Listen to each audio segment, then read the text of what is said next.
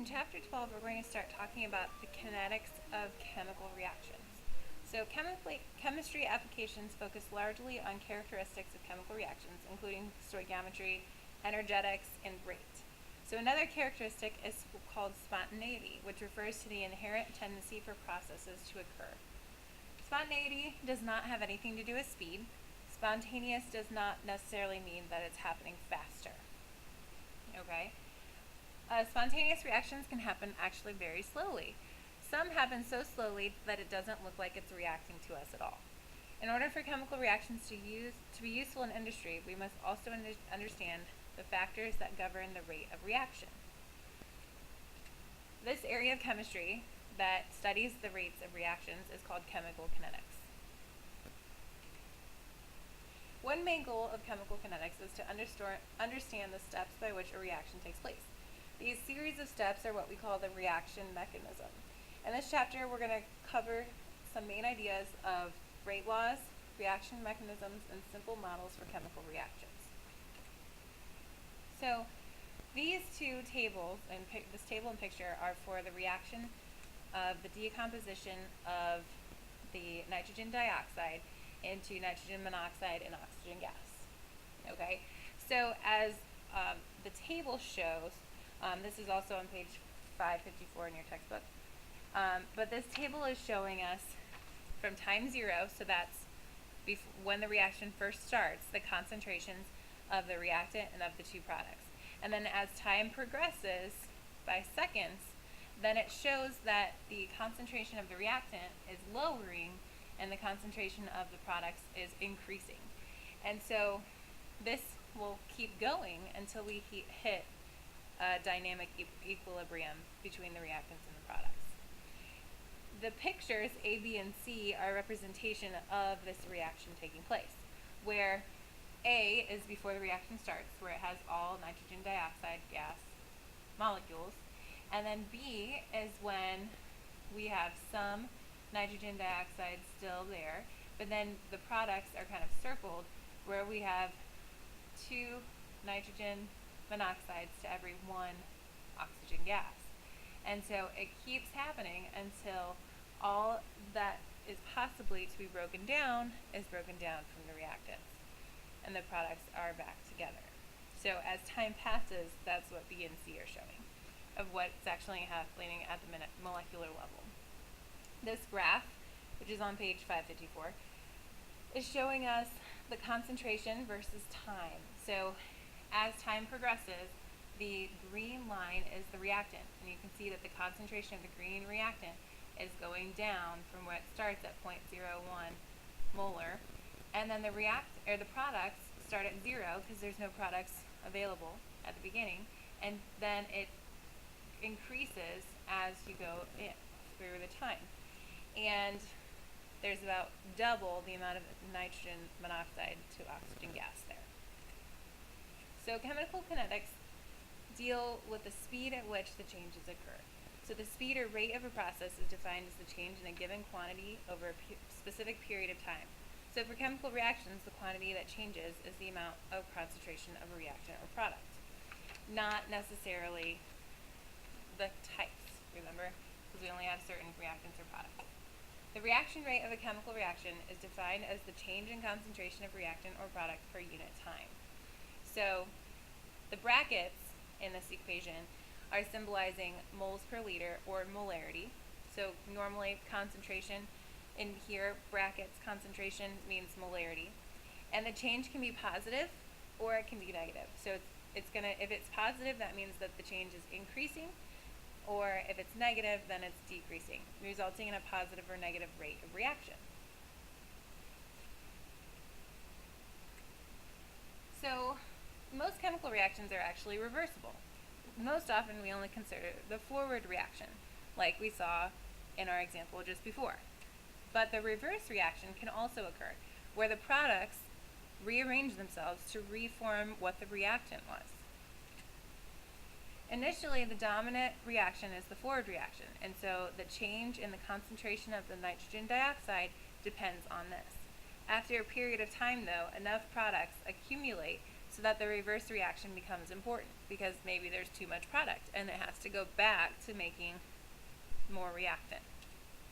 When the reverse reaction occurs, the change in concentration of the nitrogen dioxide depends on the difference in the rates of the forward and the reverse reactions.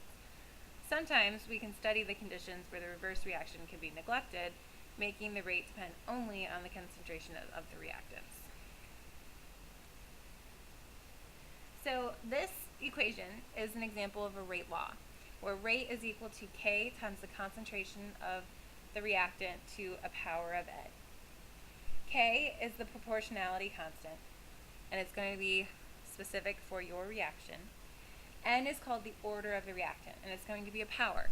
So it can be an integer including 0 or a fraction for the value of N. And these are both determined by experiment. So you can only be given this, you're going to be given data and you're going to have to solve for these things. Okay?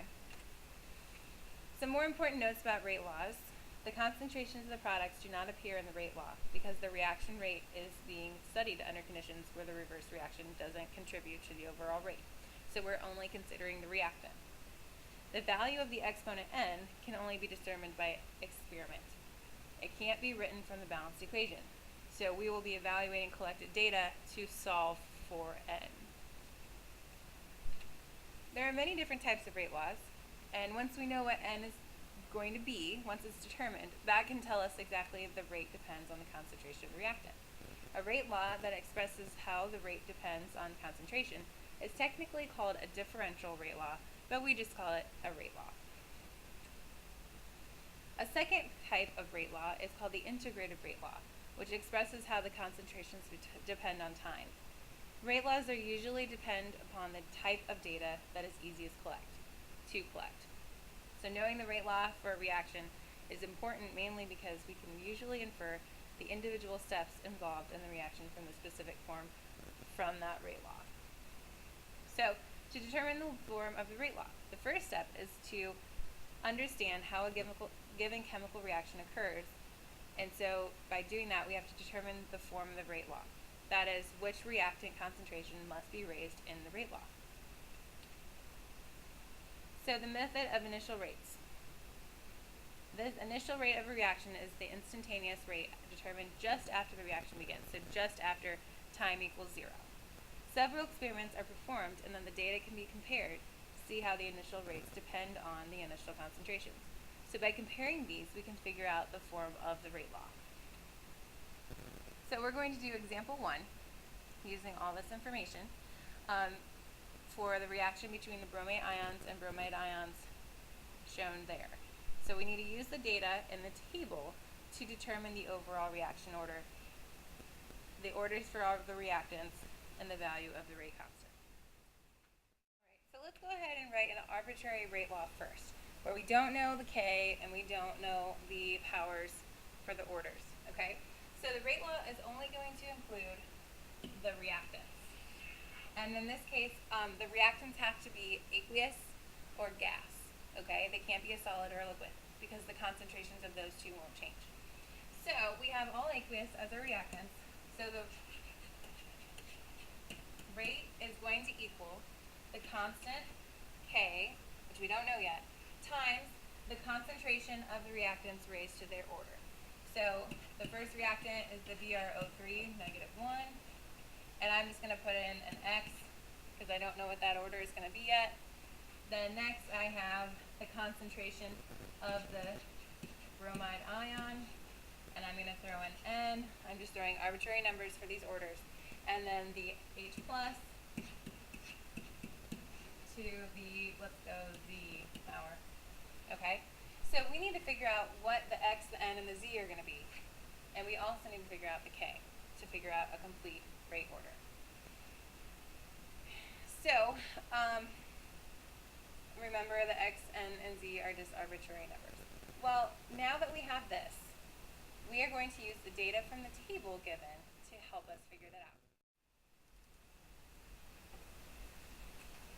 So looking at the table given in the example 1, we will need to find the power on the bromate, the power on the bromide, and the power on the hydrogen ion. Okay? Well, let's do the bromate first. So for comparing for the bromate, we need to pick 2 experiments. I'm just writing this down for your benefit. 2 experiments where only the bromate changes.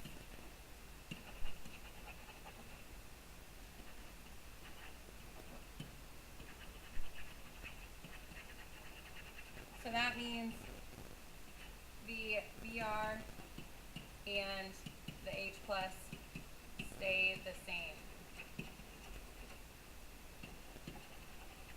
Okay? That's the same.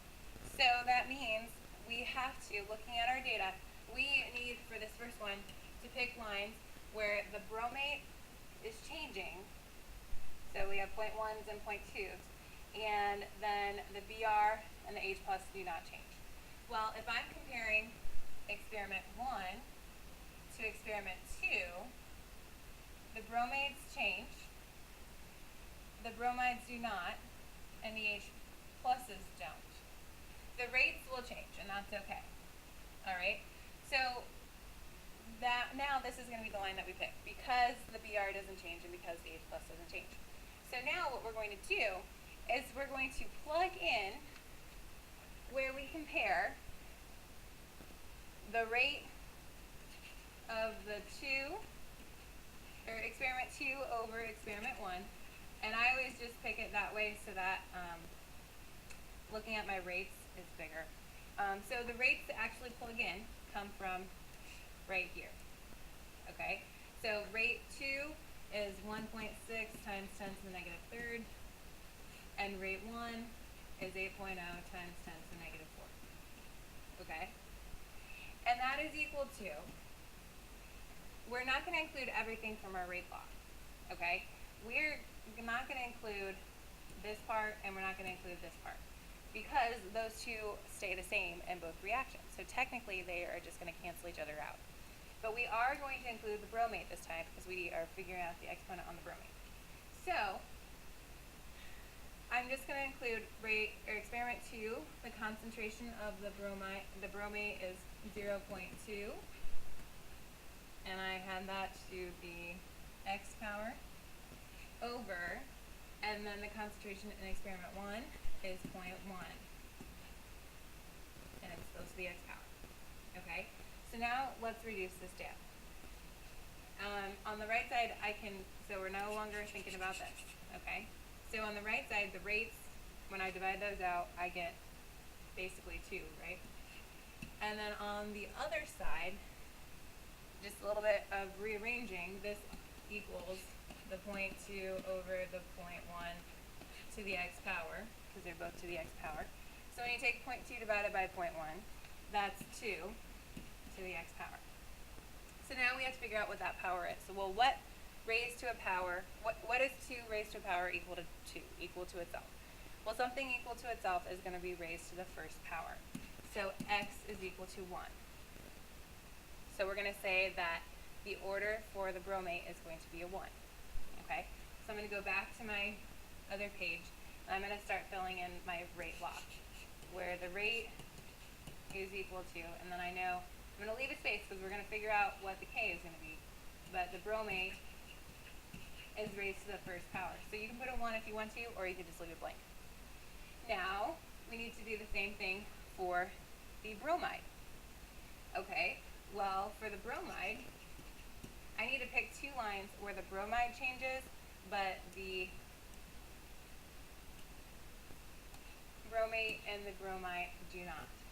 So, looking here, looking at them, the bromate changes in 2 versus 3. Well, 3 is the only one with the 0.2, so we're going to have to pick one of those. But in 2 versus 3 is where the bromate changes or does not change and the H plus does not change. Okay, so I'm comparing 2 versus 3 here. Experiment 2 versus experiment 3.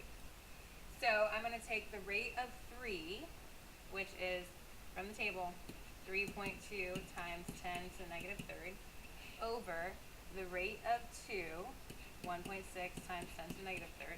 Those are from the far right column in the table, okay, is equal to, and just like how I didn't include all three reactants, I'm not going to include all three reactants again. I'm only going to include the information about the bromide. So for the bromide concentration in experiment 3, we said it's 0.2, and I had an n for that order, that exponent, okay? And then concentration in 2 is going to be 0.1. This whole like 0.2, 0.1 good thing is nice. So to make that reduced, dividing the left side out, we get that to be 2. And reducing down, just like how we did for the bromide, that's really equal to 0.2 divided by 0.1 to the nth power, right, to get rid of that. So then that's going to be 2 to the nth power. Well, just like before, something to a power to equal itself, the power is going to be a 1. It just so happens it's this way, it doesn't always happen that way. So now going back to my rate law, I'm going to fill in my bromide ion concentration. And if you'd like to put a 1, you can, but you don't have to. We're just, if there's nothing there, we assume it's a 1. So now we have to do this for the H+. Okay? The H+, the comparing, we need the H pluses to change, but nothing else to change. Well, the only line 4, experiment 4, is where the 0.2 is. And so, and then the Br and the bromate are both 0.1s. So we're going to have to pick 1 versus 4 for this one, because they're 0.10s for the 2 reactants, and then 0.10 and 0.2 and 0.20 for the other. So I need to flip to another place so I can have more space. So for the H+, we're comparing 1 versus 4. Experiment 1 versus experiment 4. So I'm going to put experiment 4 on top. So I have 3.2 times 10 to the negative third over the rate from experiment 1, which is 8.0 times 10 to the negative fourth. And that's equal to the concentration of experiment 4 for H+, which is 0.2 raised to the z power over the concentration of the H+ from the first one to the z power.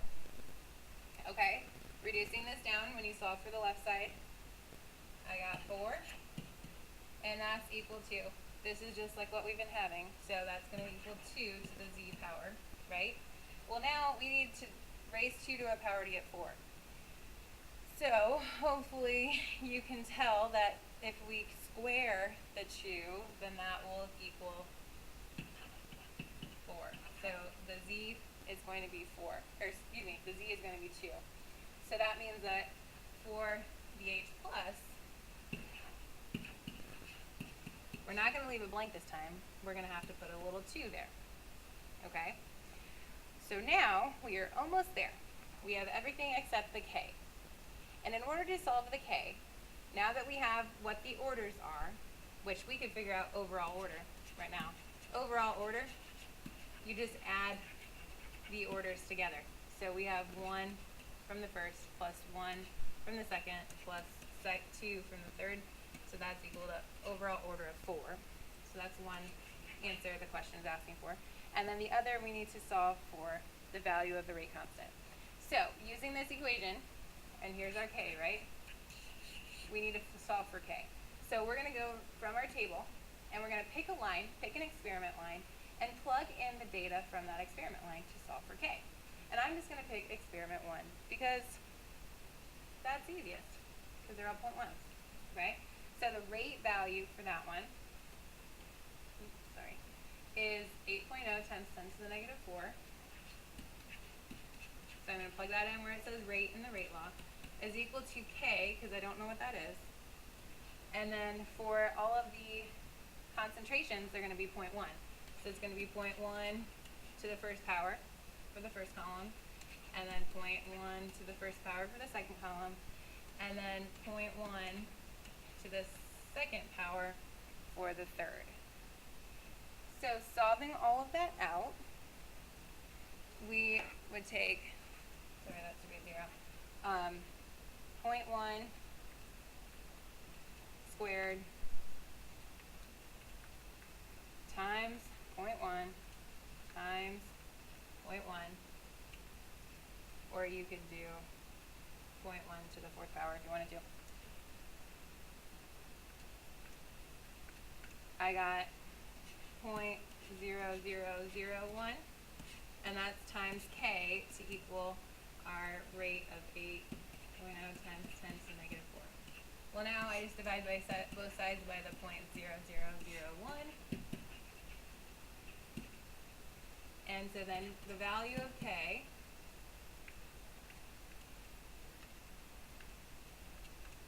is 8. And that might seem big, but we'll talk about k's later on. The unit for k in this problem is we're going to put 2 sig figs because the whole problem has sig figs of 2.